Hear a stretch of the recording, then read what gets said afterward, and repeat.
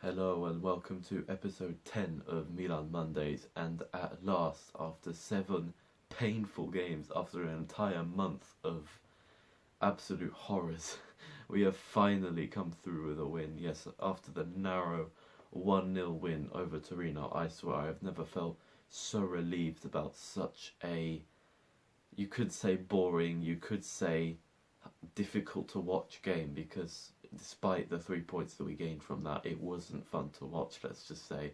We did manage to score a goal, finally a positive moment, thanks to Olivier Giroud, but it never was a game that we were comfortable in. It was never a sort of game that you dream about watching.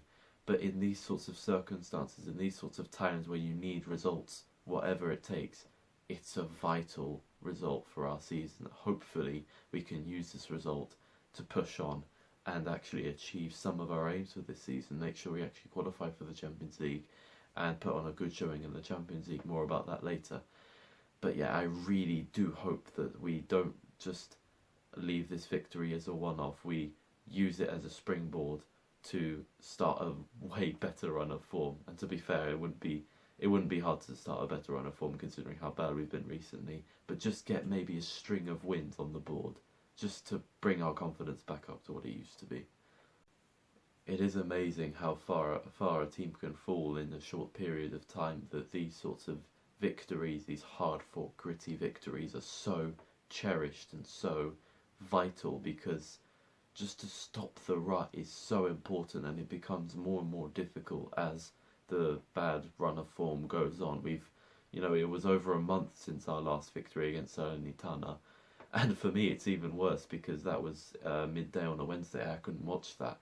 I wasn't at home, so the last victory that I actually saw from Milan was the victory way back in November against Fiorentina, so it had been a long time since I'd last witnessed us bring home 3 points, and so it's just so relieving to watch. And that's what I mean. It wasn't fun to watch. It was a game that we had a few chances. We probably should have scored two. There were some chances which we could have taken, which we didn't.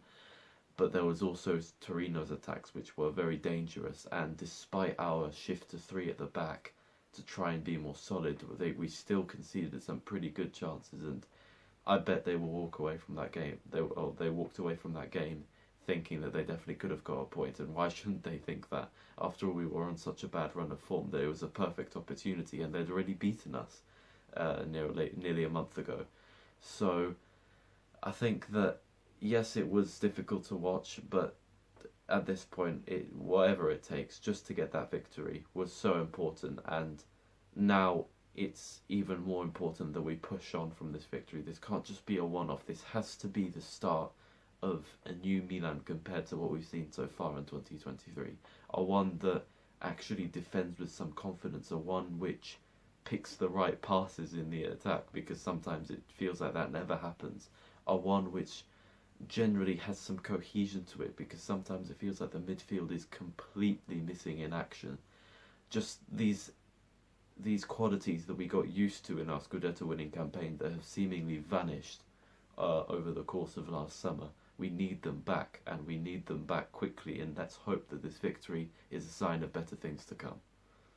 Anyway, talking about things to come, let's address the elephant in the room, and that is the massive first leg of the Champions League tie we have coming up against Spurs. Now, I'm sure a lot of attention has already been given to the fact that Tottenham absolutely capitulated 4-1 against Leicester on Saturday. They were torn apart by what is now an average team in Leicester, and it was definitely a shock result. The thing is that it's all good saying that Tottenham are so vulnerable, they have injury problems themselves. I heard they'll have to field two young, relatively inexperienced midfielders. So it's good saying that they are easy to beat, but too often against English sides have we just not performed. Let's just look at the history, shall we? We had Chelsea in our Champions League group. The first game, an absolute disaster. No pride in that performance at all. Torn apart by Chelsea. Yes, we had our injury problems, but that's no excuse for simply not turning up. The second game, that's probably an exception. I think that was just a refereeing farce that ruined the entire game. So better if we just ignore that. I don't think it's worth counting that. And before that, we had Liverpool in our group. And the first game, I think we played very bravely. It was our first Champions League game in 7 years, and we could have easily got battered. Luckily, we survived an onslaught. We actually went ahead for a short period of time, but we ended up losing the game. Still, it was a very respectable performance. I think is a very good way to announce ourselves on the European stage. The second game, though, I remember vividly as an absolute, again, a disaster where there was no pride in our performance, and an English team could just easily waltz past us, and it was basically a humiliation.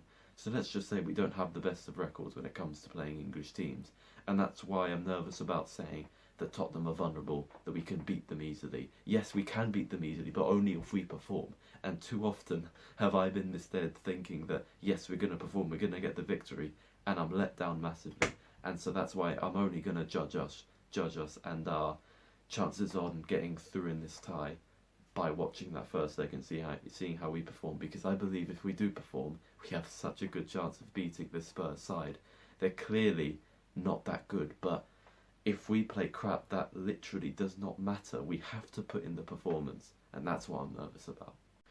Anyway, that will be the end of this video. Thanks for watching, and see you next week. I will try to get a video out in midweek reviewing all the summer and winter signings that we've made so far this season, because there's been so much scrutiny, rightly so, on how little impact our signings have had. So maybe just going through them one by one will help us better understand why they've been not as nearly as impactful as we would have hoped. So I will try to get that video out this week. If I can't, maybe next week. If I can't, then maybe the week after that. I'll try to get it out as soon as possible, although I have other problems with, studying and all that, so it's not like I have a completely free schedule.